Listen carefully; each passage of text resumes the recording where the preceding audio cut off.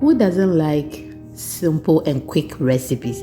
I'm very sure you watching me, you love it so much. So today I decided to bring you one recipe, and this was so quick, easy, and it was very inviting. Hello, nice to meet you. If today is the first time here, my name is Lena and welcome to my channel. I don't want to waste your time, so let's get straight to the point. So I have my proteins here. I'll be leaving all what is in the pot on the screen, and I'm just going to cover it, and it will be on a very low heat for some few minutes, and I will get back to you.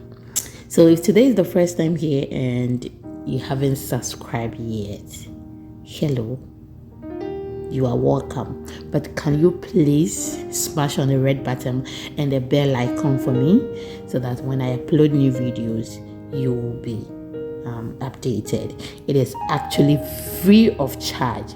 Okay, so these are the vegetables that we are going to use. Okay, I have my turkey berries, spring onion, tomatoes, carrots, bell pepper, and one habanero pepper. I'm going to blend it. Then straight away, we are just going to strain it because our fish is ready. Okay, so we season the fish very well before adding that.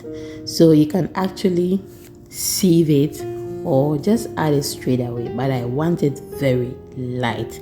That is why I'm straining it. You can just add it straight away. Okay, if you are still with me till this point, thank you very much for watching me, and I will take this opportunity to thank my returning subscribers for always watching me. I'm going to add some water because it looks very thick for me, and then leave it on fire for some few minutes, about maybe 30 minutes, because already the vegetables were cooked and fish or the proteins were seasoned. So after 30 minutes, this is how it looks. You can actually at this point add some okra or some pepper so that you can mash it when you are using it for your fufu or anything. Okay, so we are just going to wait for about 10 minutes again, and our soup is ready.